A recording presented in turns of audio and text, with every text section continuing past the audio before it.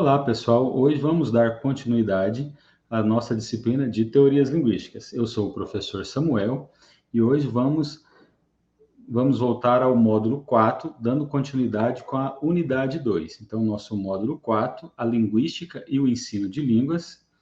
E na unidade 2, estratégias de ensino e aprendizagem relacionadas à linguística.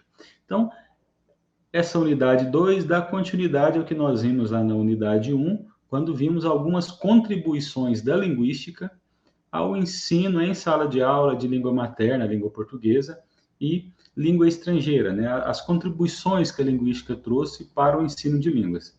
Na unidade 1, nós vimos um pouco sobre a análise linguística, né? Que, como eu falei, é um dos 3 eixos do ensino de línguas na educação, no ensino, na realidade brasileira. E agora, nessa unidade 2, eu vou falar um pouco sobre a linguística aplicada, que é mais uma dessas teorias linguísticas que nos auxilia e que nos traz algumas contribuições para o ensino de língua materna, que no nosso caso a língua portuguesa, ou o ensino de língua de forma geral, né? Então, vamos trabalhar então um pouco sobre a linguística aplicada e quais as contribuições da linguística aplicada para esse ensino de línguas, né? Na linguística aplicada, no texto que eu vou trazer hoje, a partir do qual foi a base para a elaboração dessa aula, nós temos 2 questões a ser abordada. Primeira questão da perspectiva da linguística aplicada, porque ela não é apenas uma teoria sobre língua, mas ela é uma teoria sobre a sociedade, sobre como se dá a vida em sociedade e as interações que se dá em sociedade, e essas interações, obviamente, se dão por meio da linguagem, por meio da língua. E aí ela, obviamente, vai trabalhar essa questão do uso da língua nessas interações sociais, né? Então, temos que ver, né, dessa perspectiva também de uma teoria social, a linguística aplicada como uma teoria social. Então, né, nós passamos aí pela alfabetização, mas temos também que passar aí por esse letramento, né? Que é, digamos assim, uma complementação a essa alfabetização, porque o letramento tem a ver com os usos da língua que nós fazemos no nosso dia a dia, como interagimos por meio de textos, da produção de textos no nosso meio social, né? Então, isso é uma complementação da alfabetização. Nós não só precisamos sermos alfabetizados, mas nós também precisamos ser letrados. É isso que eu vou trazer um pouco também sobre essa questão da linguística aplicada no ensino de língua portuguesa.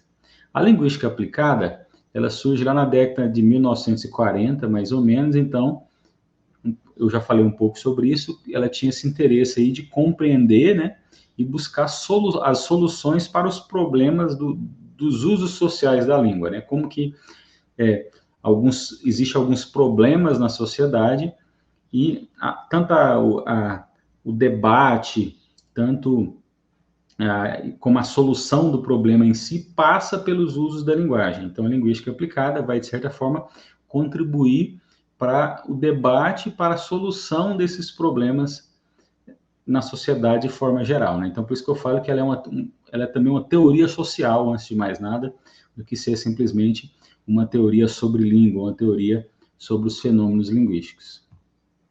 Então, estou dando continuidade, né, de acordo com Monteiro, a linguística aplicada não se configura apenas como teoria ou método a ser aplicado na resolução de problemas com a língua.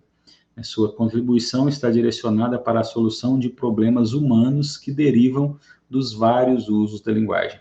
Então, é isso que eu falei, né? A linguística aplicada, ela procura ver isso que, por exemplo, há pouco tempo atrás era chamado de temas transversais, né? Esses temas que têm a ver com as várias dimensões da vida humana e como trabalhar essas temáticas a partir do uso da linguagem. Então, é aí que nós vamos ver entrar temas, digamos assim, mais contemporâneos, como a questão da questão do feminismo, das lutas raciais, da desigualdade social, essas temáticas, né, que a questão climática também, né, a crise climática. Então, são esses temas que alguns teóricos vão chamar de temáticas globais, e a linguística aplicada, então, vai debater essas temáticas, vai procurar alternativas, vai procurar soluções para esses problemas a partir do uso da língua e do uso da linguagem.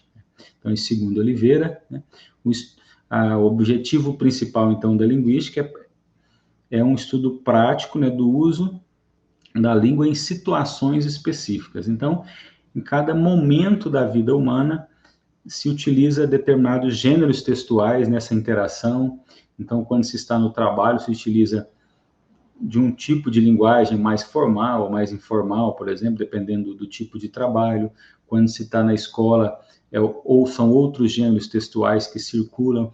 Então, a linguística aplicada está preocupada em olhar para essas questões específicas, como que a língua é utilizada na realidade concreta, no uso concreto dela no dia a dia, no cotidiano do falante e do ouvinte. Nesse sentido, né, Marcuse vai dizer que a linguística aplicada direciona sua intervenção, partindo da concepção de língua como um fenômeno cultural, histórico, social e cognitivo que varia de acordo com o tempo e com os falantes. Então, nessa perspectiva, os assuntos na sala de aula, por exemplo, ele tem como foco a própria realidade desses alunos, né? Porque ela sempre parte dessa realidade concreta. Então, a partir da realidade dos alunos, das problemáticas nos quais eles estão envolvidos, é que vai se trabalhar os textos próprios, né? Para esses assuntos, para essas temáticas e por aí em diante. E uma outra questão importante aí na linguística aplicada também, que a linguística aplicada trabalha com essa lógica da intervenção. Então, assim, a partir do próprio conceito de letramento, né, alguém letrado, alguém que tem esse letramento, né, que foi formado, digamos assim, nessa lógica do letramento, é alguém que tem a capacidade de intervir socialmente por meio da língua. Então, o processo de letramento em sala de aula é esse processo de capacitar esse aluno a fazer essa intervenção, intervir no seu meio social a partir dos debates, né, a partir aí da problematização das questões sociais e tal, por meio da língua, e o aluno, então, tem que ter a capacidade disso, né? Ele é formado para intervir no seu meio social, e não só para ser um agente passivo aí na sua sociedade. E uma vez se tem toda essa lógica, né, a escola, obviamente, é um desses lugares propícios, né, do uso da linguagem, né, em que sujeitos das mais variadas formações, das mais variadas origens estão ali, e né, nesse encontro desses vários sujeitos ali, a escola é esse lugar, né, bastante propício para que essas temáticas todas sejam trabalhadas e para que esses alunos, então, sejam formados, digamos assim, sejam letrados nessa questão da condição do humano, das problemáticas sociais e de como intervir de forma positiva para as resoluções e soluções desses problemas, né? Então, a linguística aplicada, ela parte da lógica que a língua é algo que se usa socialmente, na sociedade de forma geral, e a escola é apenas mais um desses espaços, só que em que se usa a linguagem. Então, nessa perspectiva, apesar dela ser só mais um desses espaços, ela é um espaço extremamente importante e relevante, né, porque é esse espaço onde se forma sujeitos para a sociedade, para interagir, para agir por meio da linguagem nos outros espaços da sociedade, né? Então, é a partir dessa lógica que a linguística aplicada pensa sempre nessa lógica de um ensino-aprendizagem, então, mais colaborativo e mais significativo, né? No sentido de que o aluno entenda a si mesmo como um sujeito ativo na produção desse conhecimento, né? Na produção da linguagem, na produção desses debates contemporâneos, transversais, globais e tal, que eu já citei aqui. Então, o aluno ele tem que se sentir fazendo parte desse processo, porque uma vez que em sala de aula ele faz parte do próprio ensino-aprendizagem, né? Ele não está ali apenas aprendendo, mas ele também está participando, ele está colaborando. Então, é a partir dessa lógica, dessa metodologia pedagógica em que o aluno é um sujeito ativo, que ele vai se entender também como um sujeito ativo lá fora, na vida em sociedade, fora da sala de aula. Então, a linguística aplicada tem essa abordagem, né, que vê no aluno um sujeito colaborativo, um sujeito participativo no seu próprio processo de ensino-aprendizagem. Para Cavalcante, então, né, o enfoque social dado ao ensino da língua no fazer pedagógico desenvolve as competências necessárias para que o aluno se reconheça enquanto sujeito agente do processo educativo, deixando a condição de assujeitado, sendo corresponsável pela sua aprendizagem ao atribuir significado aos conteúdos estudados. Essa lógica de o aluno atribuir significado aos conteúdos estudados é essa lógica de que ele tem que ver que aquilo que está sendo debatido, aquilo que está sendo estudado, tem uma razão, tem um propósito, tem um lugar social, e ele entender isso, né? Entender de forma contextual como que se dão esses conteúdos, como que se dão esses embates, e como que essas questões são questões do seu cotidiano, que fazem parte do seu dia a dia, e que é por isso, então, que ele deve aprender, se apropriar desse conteúdo, para que ele, então, possa intervir nesse meio no qual ele está inserido, né? Então, essa que é a ideia do aluno ser corresponsável pela sua aprendizagem. A Klein é uma das principais teóricas dentro dessa linha da linguística aplicada aqui no Brasil, né? Pelo menos acredito que seja a mais famosa, né, entre os teóricos da linguística aplicada aqui no Brasil. Ela vai dizer, então, que a linguística aplicada, né, aponta seu foco na direção da produção de novos saberes num processo transformacional que vai do global para o local. Essa lógica que a linguística aplicada trabalha, essa lógica de que essas temáticas, né, que eu falei aqui, essas temáticas transversais, que seriam essas temáticas globais, né, de que a partir da abordagem da linguística aplicada, o aluno ele vai se apropriar desses conteúdos que estão nessa ordem do global e fazer deles, né, um conteúdo que seja local, ou seja, um conteúdo que tenha a ver com a sua realidade mais imediata, de forma que ele, então, estabeleça essa relação entre essas temáticas, né, globais e a sua realidade imediata. Com isso, cabe ao professor e às demais instâncias escolares estabelecer, então, esses parâmetros metodológicos, né, para que o aluno tenha acesso e vivencie essas materialidades linguísticas e entenda que elas fazem parte de contexto de uso, questionando o porquê de estar lendo determinado texto. Ou seja, o aluno tem que entender que aquele texto que está sendo trabalhado em sala de aula, ele tem relevância para o seu dia a dia, né? Ele tem que conseguir estabelecer essa relação entre esse texto, esse conteúdo abordado aqui e o seu dia a dia e a sua realidade e as problemáticas, né, nas quais ele está inserido. Outra questão aí, né, Miller, né, ele fala que tudo está relacionado às práticas textuais situadas, né, ou as práticas textuais contextualizadas nos vários ambientes, né, nessas práticas textuais da escola, na família, na rua, na comunidade, de uma forma geral. Então, essa é uma das perspectivas que não está só na linguística aplicada, mas em outras teorias dentro da linguística também, que nós interagimos o tempo todo em sociedade por meio de textos, né? Não são por meio de frases ou palavras isoladas, mas textos, né, como essa ideia de um todo de sentido. Então, o aluno, ele tem que entender, então, que passar por esse processo de leitura e compreensão de textos, né, é passar por um processo de leitura e compreensão da sua própria realidade, porque o tempo todo, quando conversamos com alguém, em qualquer ambiente, nós produzimos textos e temos que compreender o texto do outro também. Então, o processo de leitura e compreensão de textos é um processo de leitura e compreensão da sociedade. Então, quando nós falamos aí nessas práticas textuais situadas nesses vários ambientes, né?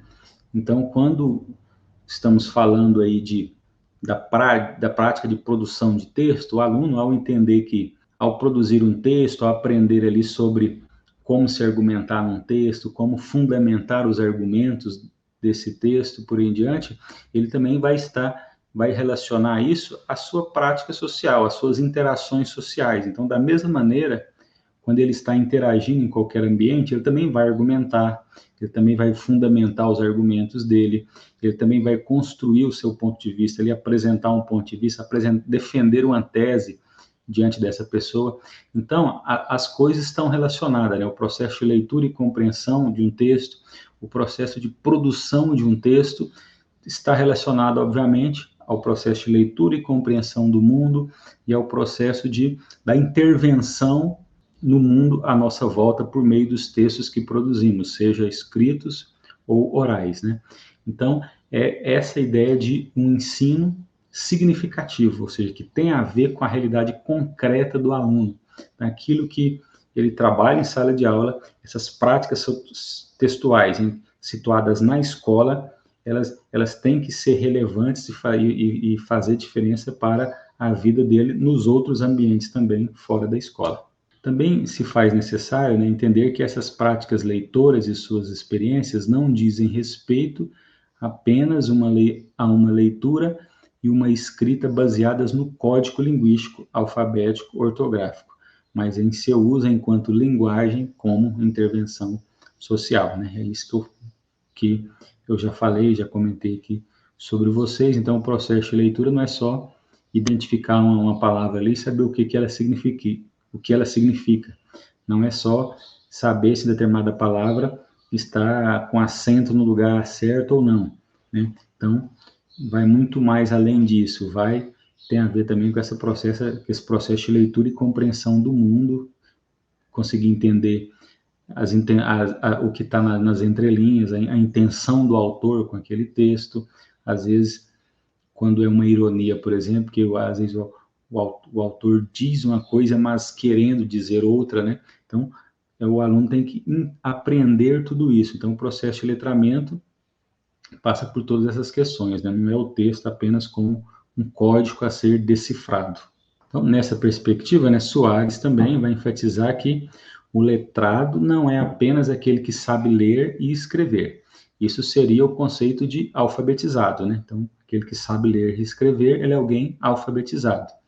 Mas o letrado é aquele que faz uso destes saberes de forma social e interventiva, né? Ou seja, ele sabe intervir no seu meio social, ele sabe contribuir a esses debates, por exemplo, nos seus meios sociais, né? Então, é o que ela Rojo, né, vai dizer também dessa forma que os letramentos são múltiplos, podendo ser entendidos, por exemplo, sob a ótica da multiculturalidade, né? Então, o letramento também tem que haver com essa percepção todas essas diferenças culturais e como lidar com toda essa diversidade cultural, por exemplo, né? Então, só uma das ideias do que seria letramento, que vai muito mais além do que esse conceito de alfabetização. Então, com base nos diversos contextos de agenciamento dos letramentos e a partir da vivência com todos os grupos sociais, é que construímos o nosso repertório linguístico. Então, nós construímos o nosso repertório linguístico nessa interação social. Então, por exemplo, eu não sei, por exemplo, né, como interagir com um determinado grupo ali de magistrados, por exemplo, porque eu não convivo com esse meio. Ou seja, então, o ser letrado é saber se interagir nos vários meios nos quais eu me insiro, né? A partir dos gêneros textuais que circulam nesses meios e por aí em diante. Então, não é só uma questão de aprender a ler e escrever, mas, por exemplo, se eu fosse um magistrado, né, por exemplo, eu vou aprender outros gêneros textuais, outras maneiras de falar, outras expressões, outros vocabulários que são próprios desse grupo, né? Então, nós construímos esse nosso repertório linguístico, que também não é só da língua em si, mas tem a ver com os vários gêneros textuais que circulam nos vários meios. Eu construo esse meu repertório nessa convivência, nessas várias rodas de conversa, digamos assim, né? Então, o nosso repertório linguístico é construído assim. E a escola é esse lugar privilegiado em que eu posso ter contato com outros gêneros textuais e construir repertórios, às vezes, que nem faz parte do meu convívio social, mas que eu posso adquirir na escola. Então, essa uma questão importante aí da escola, né? Então, justamente a partir desse conjunto de práticas sociais ligadas à leitura e à escrita que os indivíduos se envolvem socialmente. Daí a percepção de língua como atividade social e dialógica. Arojo, aí, por exemplo, ela fala, né, que o processo de letramento ele é intermediado pelo uso da leitura e da escrita. Nesse sentido, a leitura e a escrita, elas não são um fim em si, né, mas elas são meios para adquirir o letramento. Então, o letramento não é aprender, como eu já disse, a ler e escrever, mas é aprender a interagir nos vários contextos sociais em que eu me insiro. Mas, para interagir nesses meios sociais, eu preciso fazer uso da leitura e da escrita. Então, é por isso que se ensina leitura e escrita em sala de aula, porque são os meios a partir do qual, né, eu interajo socialmente. Então, é importante entender essa diferença, né? Da leitura e da escrita como um meio a partir do qual eu atinjo, né, esse alvo, essa meta que é interagir da melhor forma possível nos vários ambientes sociais em que eu estou, e por causa disso o ensino vai mudar um pouco a perspectiva, né? Porque aí o ensino de leitura e escrita não vai ser só essa questão aí de caçar erros, ver o que eu errei na escrita, e por aí em diante. Então vai ver, né, várias outras questões importantes também. E aí uma questão bastante trabalhada na linguística aplicada também, né, nessa nossa contemporaneidade, essa questão dos letramentos digitais, né?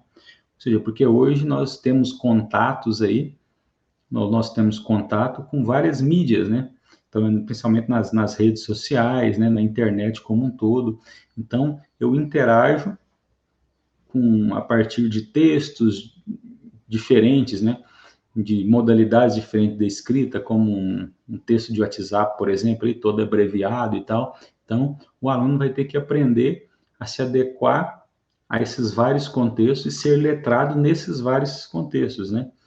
O sujeito, então, às vezes pode ser um romancista, escrever um romance e não saber, assim, trocar algumas palavras pelo WhatsApp, pelo Instagram ou outra rede social. Então, por isso que a gente se fala em multiletramentos, ou seja, o que é multiletramento? É ser capacitado para interagir por meio de textos, por meio de imagens, né? Não precisa necessariamente ser só textos, mas nesses vários contextos, né? Por isso se fala em multiletramento, né? Porque nessa nossa vida social dessa contemporaneidade, nós temos esses vários contextos, inclusive esses contextos digitais, e o sujeito deve estar preparado para interagir nesses vários contextos, né? Daí que vem essa ideia de multiletramentos ou letramentos multissemióticos, né? Porque em uma rede social, por exemplo, como o Instagram e mesmo o Facebook, você não lida só com texto, né? Você também lida ali com imagens, lida com GIFs, com meme, alguma coisa assim. Então, essa ideia do multissemiótico é esses textos de tipos diferentes, né? Que não é só o texto escrito, só a letra, por exemplo. Então tem todos esses conceitos aí dentro desse conceito maior de letramento. E também, né, é preciso deixar claro uma questão importante para a linguística aplicada, é que o processo de aquisição dos letramentos parte da compreensão de que a língua é histórica e socialmente situada. Nós já discutimos bastante isso, né? Mas só para deixar bem claro aqui, enfatizado. Ela é viva e sofre mudança. Então, variações de acordo com as condições de uso de cada indivíduo, e esse entendimento deve estar presente na prática docente, né? Levar em conta, por exemplo, a variação linguística, as variações regionais, por exemplo, e como que devem ser respeitadas essas variações, por exemplo. Isso deve fazer parte do ensino nessa perspectiva da linguística aplicada. Além disso, é preciso entender também que a língua atualmente é atravessada pelas tecnologias que são sua mais nova materialidade e que é nesse contexto que estamos inseridos. Então, essa questão que eu já comentei aqui também, sobre redes sociais, sobre as mídias digitais, de uma forma geral, né? Quando se pensa em multiletramento, tem que se pensar também nesse novo contexto digital, online e tal, que é a vida moderna. Então, o sujeito também tem que estar preparado para isso, tem que estar letrado para isso, né? E concluindo aqui, pessoal, A minha referência, então, foi essa, nesse texto aí do Gilmar Lopes Gomes, Linguística Aplicada, Letramentos e Formação Docente, né, que vai justamente apresentar um pouco aí da linguística aplicada, a sua abordagem, principalmente para a sala de aula, e as contribuições que a linguística aplicada trouxe para o ensino de língua portuguesa e que já vem sendo trabalhado em sala de aula, né? Essas perspectivas que eu apresentei aqui já está presente ali nos PCNs, na BNCC, e já tem sido aplicada em sala de aula, né? Então, para vocês conhecer mais uma dessas contribuições da linguística para o ensino de língua portuguesa. Então é isso, pessoal. Até a próxima. Bons estudos para vocês.